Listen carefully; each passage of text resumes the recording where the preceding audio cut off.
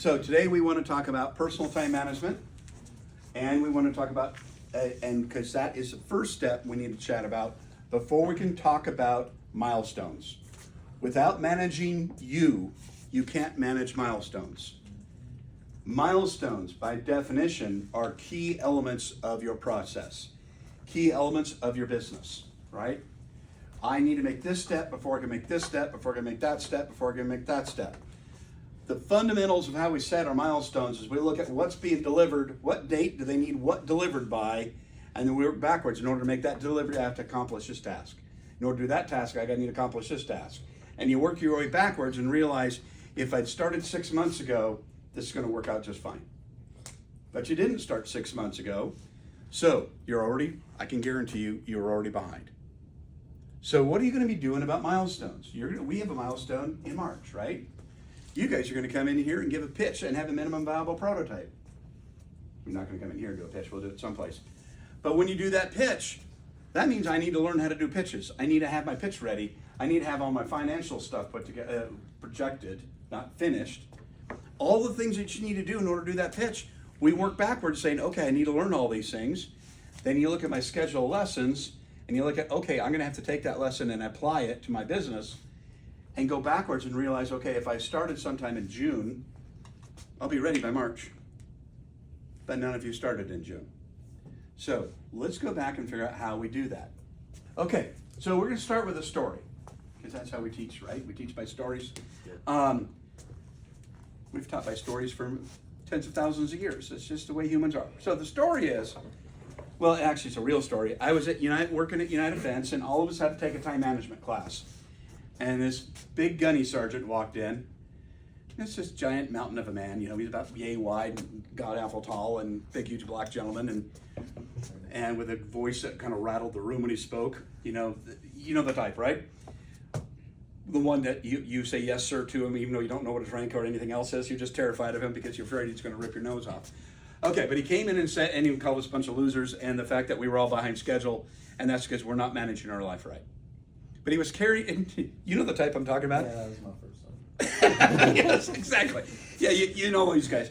And you respect them a lot because you're terrified. And you're sitting there and kind of going, I'm not in the military, I'm just a private contractor.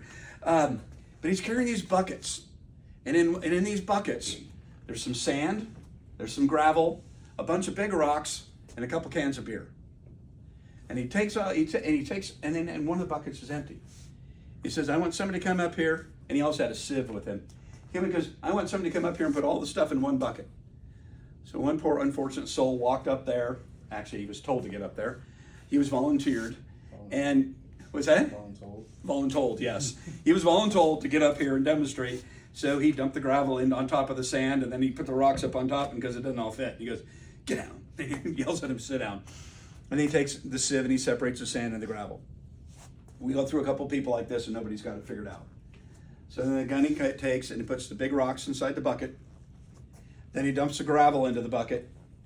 Then he dumps the sand into the bucket. And he says, see, it all fits. And he goes, this is your life. And what I mean by your life, the big rocks represent your health, your religion, and your family. You put those into your daily calendar first. You take and create a weekly calendar, and in that weekly calendar, you put everything that makes you healthy. Your exercise, your meals, your loved ones, your religion, your doctor's appointments, those all go in first. Because that's what makes you human. The gravel represents the tasks that you're given at work. Those are your job. You have to do that gravel stuff. So that is the reports you have to write. You put those in next. What are you guys going to put in there? You have to go to class. And for every lecture that you have, you need to put in your calendar 2 hours of studying for that 1 hour lecture. That's all you have to study.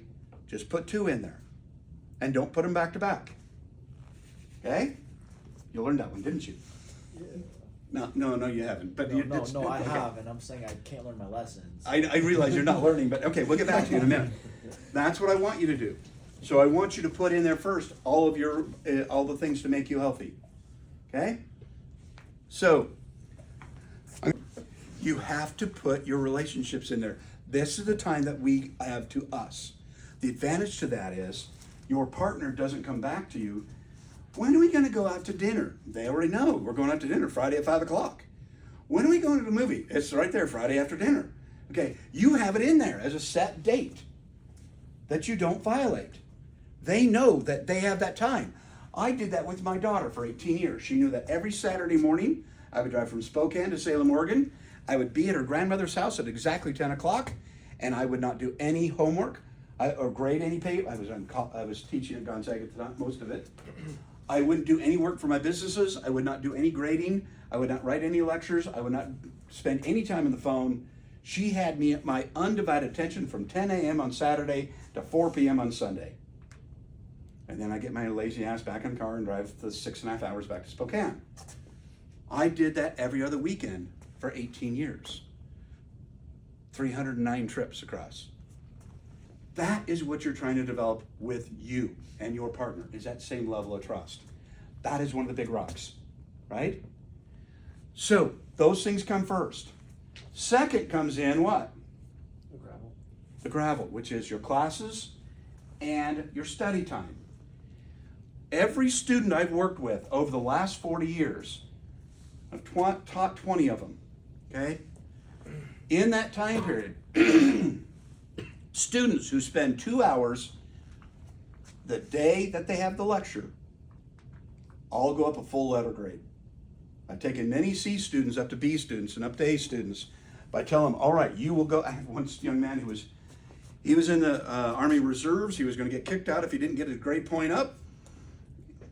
Right? Sound familiar? Well, no, your grades are fine. I'm just picking on you. Okay. But he was really worried about it. So I said, I want you, and we put this schedule together, and he showed me, here's when he's taking the classes, here's where he's doing the homework. Came to me 3 weeks later, said, can you give me some more homework? I've already finished everything you've posted online, and I'm ready for the exam next week. What he found was that he was so prepared for exams, he didn't study the night before the exam, he slept the night before the exam, and he did better because he was well rested.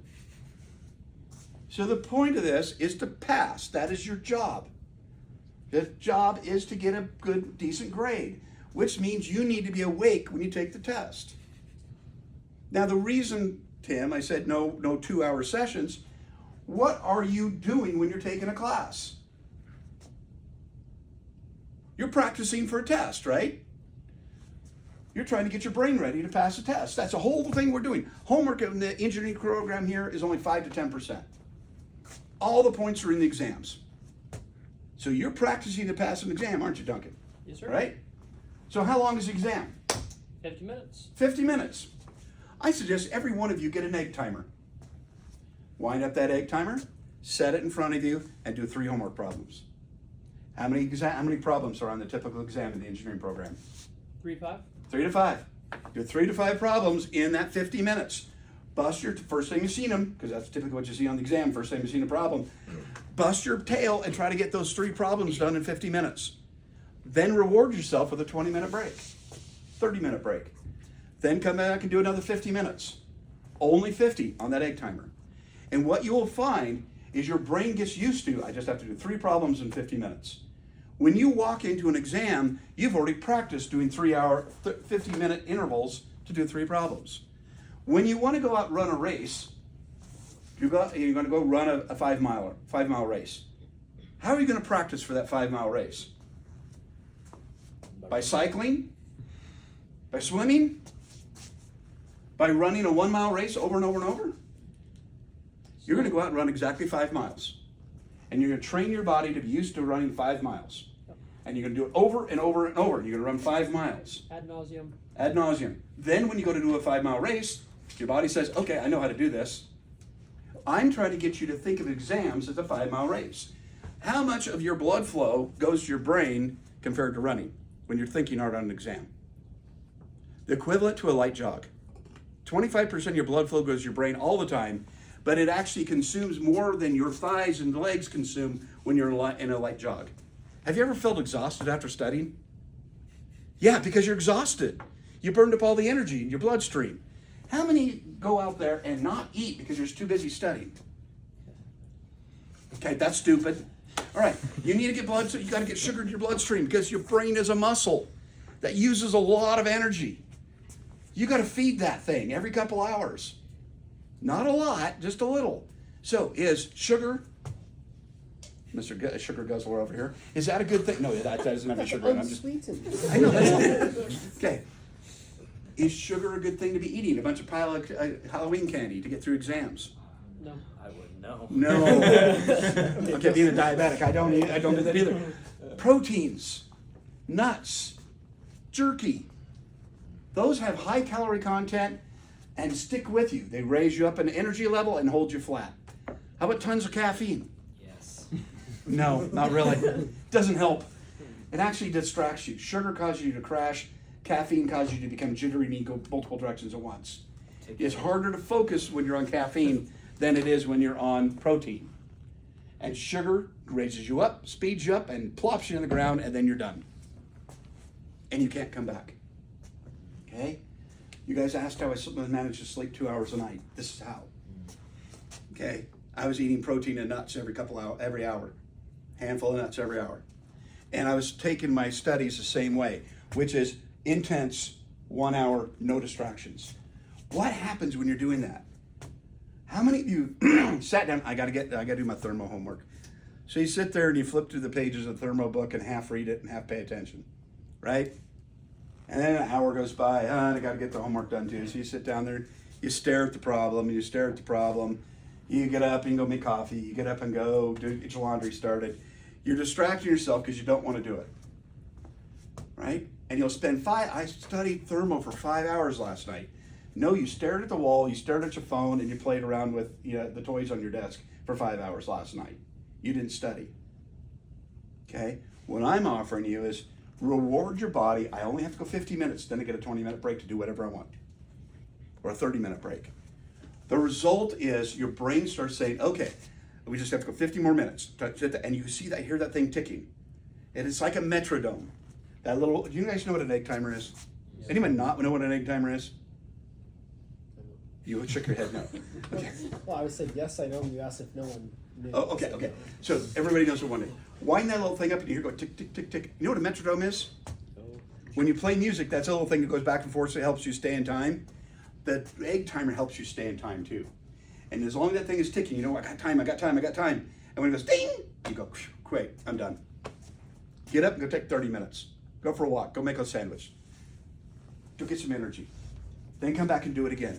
You will find that your studying goes up because now you are actually studying during that 50 minutes, not staring at the wall. And you know you only have 50 minutes. You don't get any extra time. You force yourself, I got to learn this stuff. I got to get this problem solved. I got only 50 minutes to do it. That sense of urgency is the same sense of urgency you have during an exam. And you need that sense of urgency in your exam. Do you guys understand that? All right. So that's how we deal with the rocks. What's the sand? Fun stuff, extra stuff, leisure stuff, free time. Sand is sitting next to you. So it's a lot. Okay? No, I'm just picking on your mic. Okay, you two were supposed to work for me today, and what were you doing down here? Sitting around drinking coffee and bullshitting, right? That's sitting around drinking coffee and bullshitting. That's the sand. That is the enjoyment in life. That is enjoying your friends, enjoying the people around you. How many students go out here in the hallway and between classes? They got a class, they got an hour break, and they got another class. What do you guys do? Well, we know what you two do. You sit down here and drink coffee. Okay, yeah, you talk a lot. You do talk a lot. Oh, yes, I do. Okay, so you're talking with everybody. Is that getting your work done? No. Most No. often not. It's not. How many hours is a 15 credit hour? That is average for the university is 15 credits. That's a 45-hour work week. If you actually came here at 8 o'clock in the morning and all you did was go to exams or go to classes and do your homework here in this building, you could walk home at 5:30 every day and be done. And only have to be here Monday to Friday. That's all I'm asking you to do. How much of your day is wasted BSing in the hallway? Well, pretty much everything after 5:30. How many hours did you spend last night? When did you go to bed, Mike? 9:30. Okay. I had a headache. So Okay. it's early. Right. Now, I was picking on Dr. Leaf today about this exact topic because she went to bed at 2 o'clock in the morning. I know because she sent me an email. All right. The point I'm trying to get across is that you won't be up until 2 in the morning if you're effective during the workday and you put in your 45 hours. This started when I got straight D's one semester. And Dad informed me, either you start treating it like a job or you're gonna have one. And it was like, oh crap, I don't wanna go back to work on the farm. I hate farming. All right, so I went in every morning at 7 o'clock. I went to the same cubicle in the library. I sat there and busted on my homework. And by 5 o'clock, I was done. I went to all my lectures. 5 o'clock, I was finished. I'd walk home, make dinner, relax. Went back to and started treating it like a job. I went to the same cubicle every single time in Owen Stein's library at Pullman. And the result was, next semester, I had a 4 point. So Dad was happy. I went from a 1 point to a 4 point. You know, he figured that was good enough. No, he wasn't the warm fuzzy type. He's more like that sergeant that you didn't enjoy. All right. We were cool. Dad was a military trainer, so he thought us boys were his new little smaller army. Okay, yeah. So when we're looking at that, does that make sense to you guys? Another story. That's a totally another story. Okay. All right. So when we're looking at, does this make sense? We got to stop the BSing in the hallway and make yourself more efficient. Why do you have to be more efficient? Because what are you supposed to be doing in the evenings and the weekends? Enjoying yourself. This company. Where do you think you're going to get the company you're trying to start? Where are you going to get the time to do that if you're spending 45 hours from 8 to 5 every day working on your school, on an average? The evenings and weekends is when you're working on this business. We have to create time in your life in order to put this business in there. Do you guys follow? So what I'm talking about, in order to meet our milestones for your new business, you have to figure out time that you're going to do that business. Where is it going to fit into your busy schedule? That means fixing the business schedule and getting rid of the sand. Okay. Now, how many objects did the sergeant bring into the room? 3, right? And beer. Beer. Coffee. We got done and he showed he had all that stuff in there. He then cracked the 2 beers and he says, because somebody always asks, what's the beer for then? He goes, cracks the beer and he dumps them in the can and says, no matter how full your day is, there's always time at the end of the day for a couple of beers. And his reference was, there's always time at the end of the day to relax and calm down. Always save that. Put into your calendar, I'm going to bed every night at 10. And at 9 o'clock, I'm turning off every electronic device in the house. Now, should you use your cell phone as your alarm? No. But do we? Every one of us. Okay. My cell phone turns off and goes in do not disturb mode at 7 o'clock p.m. and it turns back on at 7 o'clock a.m. Except it allow my favorites.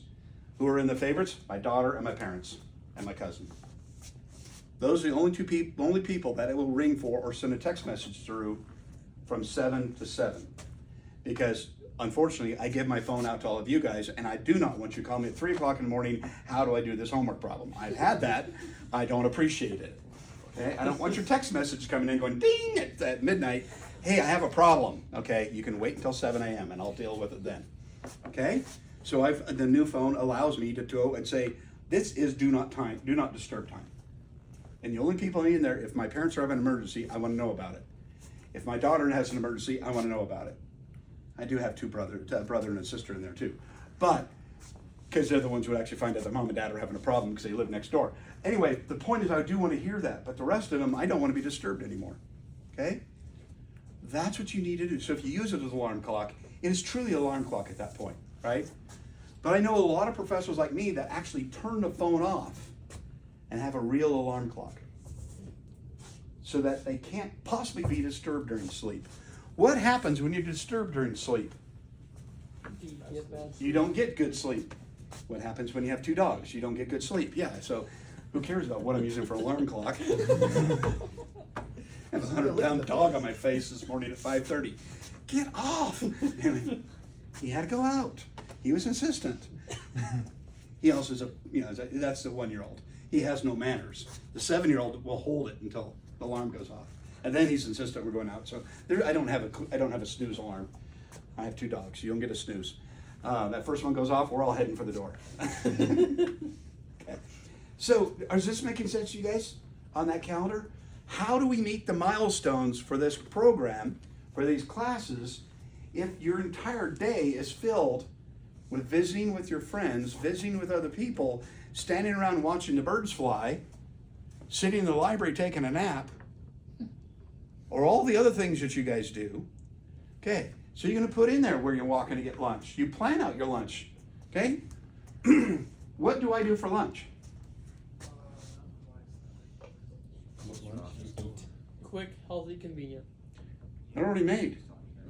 I typically take Sunday and make up 4 or 5 sandwiches. There's lunch. Oh, no. I have a whole pile of really healthy burritos in the freezer. Reach in, grab a couple of those, throw them in the microwave. There's breakfast, right? So I lost my train of thought. What was I saying? Lunch. Meal prep. Lunch. Oh, healthy. Healthy So burritos. I make up 50 of them at a time and put them in the freezer. Put them in Ziploc bags. Okay? I like I like black beans, whole black beans, a lot of fried up vegetables, a little bit of sausage. Skip the cheese because I'm way too fat. And then roll it up in a tortilla and then stick them inside a Ziploc bag. And have a bag with 10 or 15 of them, stick them in the freezer. I can grab 2 or 3 of those, stick them in the air fryer. There's breakfast. Pull them out of the air fryer as you get out of the shower. I've got breakfast already made. I like burritos for breakfast. I'm kind of one of those weird people. You're smiling because everything's better in a tortilla. Oh, yeah. Hell yeah. 100%. Okay, I learned that back in college. All right, the perfect bread. It can take all kinds of abuse. When we're looking at those quick meals, are healthy. They're already made. I don't have to spend the time. I just take a Sunday afternoon once a month and make myself 30 to 50 burritos and stick them in the freezer. And then nice healthy sandwiches, make those up on Sunday and maybe sometimes Wednesday, 'cause after 4 days they're kind of nasty, but they're good for about 2 or 3 days. So now, what am I doing for dinner? That's my relaxing time. I sit down and make dinner for the 3 of us. Yes, my dogs eat dinner with me. They love fried chicken. Their favorite. So if I'm doing air fried chicken for me, I throw a couple chicken breasts in there with no seasoning on it, and then that's what they get for dinner. Okay? I actually prefer the whole damn chicken if I do it that way because they like the bones and everything, skin, the whole works. Just don't put any seasoning on it because that throws them for a loop. But we cook dinner together. Kind of okay. It's me and the dog. We're having a great time. You cook with your wife, right? And take turns who's doing the dishes, right? I saw that in your schedule last spring. You had vacuuming in there, dishes on vacuuming this day, dishes on this day. So when we're looking at that, the house chores are put into a schedule. Okay, I don't know if you guys are still doing that, but I mean, that's where No, we tweak some things, but it's Yeah. pretty darn close. pretty darn close. Why did he put vacuum in there? Well, that was his chore. I have to do that on, I don't know whether it was Thursday or whatever. But that way it got done. And I think she had laundry on her schedule. The point is they divided up the chores and each of them said, these are the days I'm gonna do those. So the other partner doesn't have to think about it.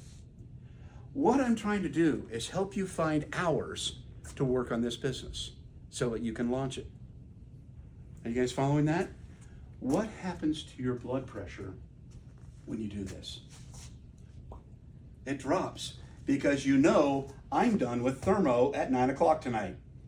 No matter what, I'm done. I'm not touching it again because I'm out of my timing.